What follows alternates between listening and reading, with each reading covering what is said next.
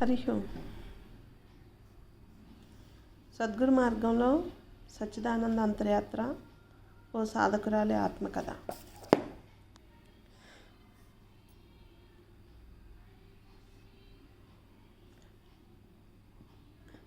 నేను చిన్నతనంలో ఎంతో అల్లారుముద్దుగా పెరిగాను. నేను చేసిన కర్మలకు ఫలితంగా వివాహమైన తర్వాత సమాజంతో ఎన్నో ఆటుపోట్ల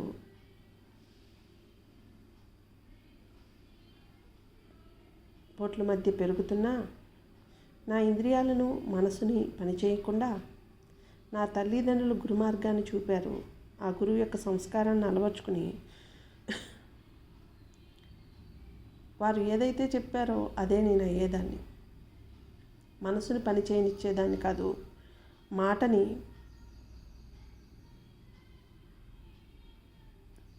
ఆచితూచి మాట్లాడేదాన్ని. ఈనాడు నేను బాధపడిన విధంగా నా మాట ద్వారా ఎందరో బాధపడతారు. అందుకే నా మాటను ఆచితూచి మాట్లాడేదాన్ని. ఇంద్రియాలను బయట వైపు చూసేదాన్ని కాదు, నా యొక్క లోపాలను సరిదిద్దుకుంటూ ఉండేదాన్ని.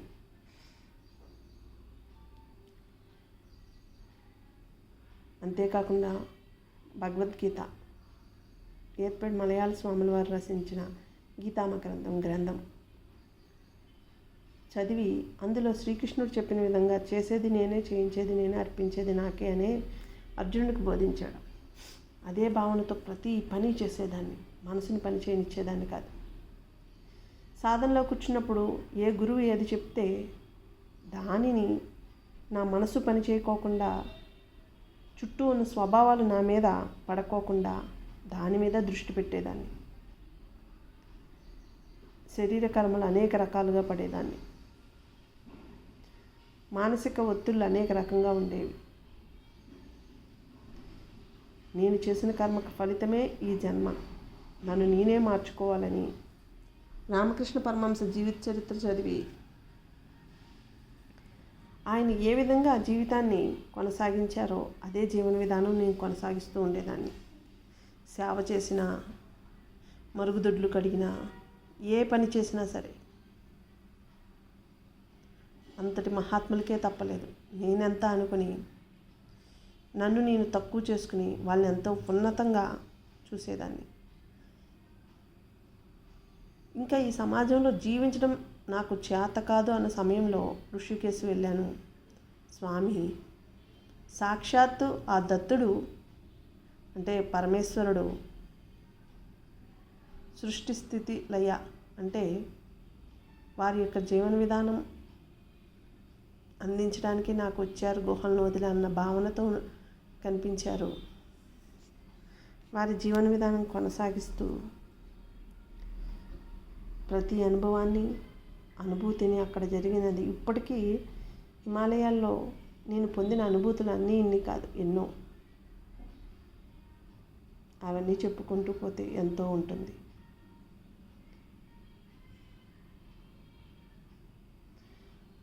మనం ఒక గురువు ముందు మోకరిల్లి వారు ఏది చెప్తారా అది చేయాలనే తపనతో ఉండాలి.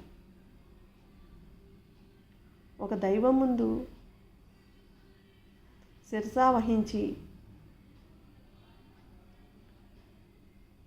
నువ్వు తప్ప ఏదీ వద్దు నాకు అనే తపనతో ఉండాలి.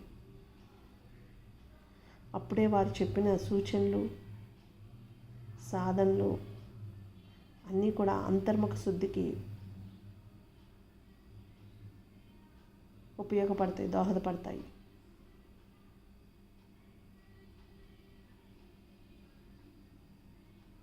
అనేక గురువులు చెప్పినవి చేయడం వల్ల కుండల్ని యాక్టివేషన్ అయింది. ఆ కుండల్ని యోగాలో సరైన గురువు ఆధ్వర్యంలో అంటే స్వామి ఆధ్వర్యంలో ఉండబట్టి ఈరోజు నేను ఇంత ప్రశాంతంగా జీవించగలుగుతున్నాను. నన్ను చూసి రామకృష్ణ పరమహంసలాగా, అలా రమణ భగవాన్లాగా, మీలారేపలాగా ఓ పిచ్చిదే అనుకున్నారు. ఇంకా అదే లోకంలో బతుకుతుంది, అన్నీ వదిలేసుకుని పోతాను అనేదాన్ని. నాకెవరూ వద్దు, హిమాలయాలు పోవాలి, స్వామి కాదు, ఉన్న చోటే ఉన్నతంగా తయారవ్వాలి అని నా జీవితంలో జరిగిన అనుభూతులన్నిటినీ ఈ గ్రంథం రూపంలో రచించాను. అనుభూతులు కాదు, అనుభవాలు.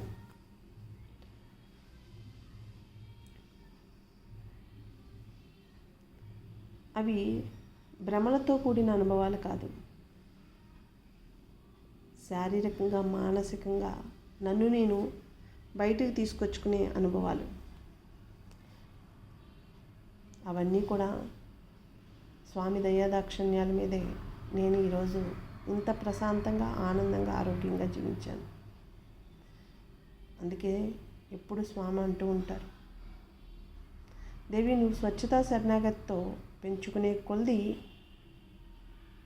నీ యోగ్యత పెరుగుతుంది, నీ సంస్కారాలు శుద్ధవుతాయి, నీ మాటల్లో పవిత్రత పెరుగుతుంది,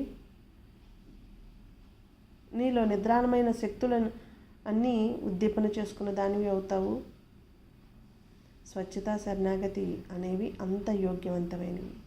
పక్షికి 2 రెక్కలతో ఆకాశంలో ఎగురుతుందో, మనం ఈ సమాజంలో ఉండి మనసు పని చేయకోకుండా అంత ఆనంద విహారంలో ఎగురుతూ ఉంటాం. అంత యోగ్యత స్వచ్ఛతా శరణాగతికి ఉంది.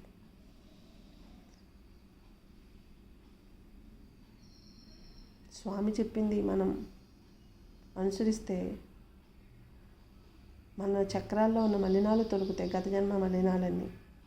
మన మెదడులో ఉన్న గత జన్మ వాసనలన్నీ మనకు మనంగా తెలుసుకుని మార్చుకోగలిగే యోగ్యత వస్తుంది.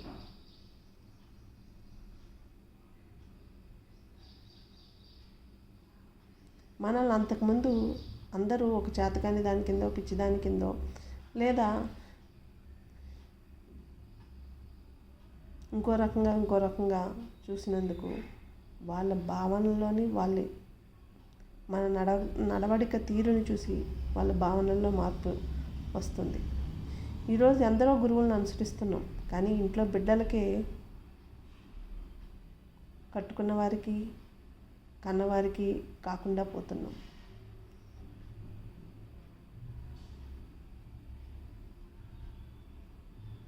మన మాట ఎంత పవిత్రంగా ఉంటే, మనసు ఎంత పవిత్రంగా ఉంటే, పని ఎంత పవిత్రంగా ఉంటే, మనం గంగామాతలాగా పరవళ్ళు తొక్కుతూ పరవశించిపోతూ ముందుకు సాగిపోతాం. మన వద్దకు వచ్చిన వారు కూడా అంతటే యోగ్యవంతులుగా తయారవుతారు. అందుకే స్వామి గ్రంథాలు కానీ, సూచనలు కానీ ముందుగా మనల్ని మనం మార్చుకునే విధంగానే ఉంటాయి. సాధనలు కానీ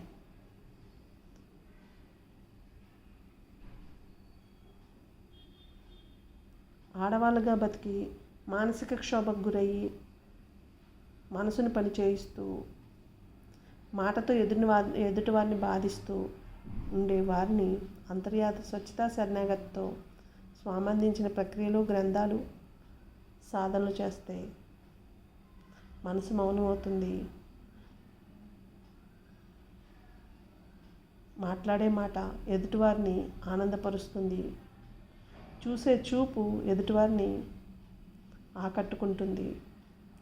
మనం నడిచే నడవడిక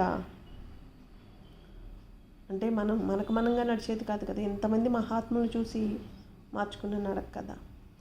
ఆ నడవడికను చూసి మనల్ని అంటిపెట్టుకుని ఉండాలనిపిస్తుంది. అది అయిన వారైనా కానివారైనా సరే, ఎవరైనా సరే. ఇప్పుడు స్వామి దగ్గర మనం అలా ఉండట్లేదా? స్వామి చెప్పిన విధంగా, స్వామి అనుసరించిన విధంగా స్వచ్ఛతా శరణాగతి అంటే ఎవరిని ఆశించకుండా, ఎవరిని శాసించకుండా ఉన్నదాంతో తృప్తి పడుతూ వారిచ్చిన సాధనలు మనలోకి మనం ప్రయాణం చేస్తూ ఉంటే మన జీవించి ఉండగానే జీవన్ముక్తి పొందుతాం, ముముక్షుత్వాన్ని పొందుతాం.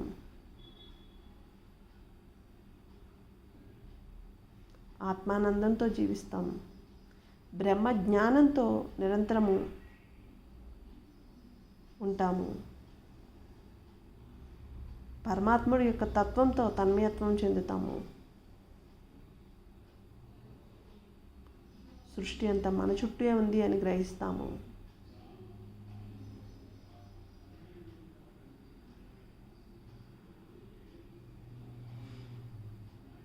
దైనందిన జీవితంలో ఆధ్యాత్మిక జీవితం ఎంత ఆనందాన్ని తెచ్చిపెడుతుందో అందరికీ బోధించగలుగుతాం. అంతటి యోగం స్వామి అందించే హిమాలయ యోగం.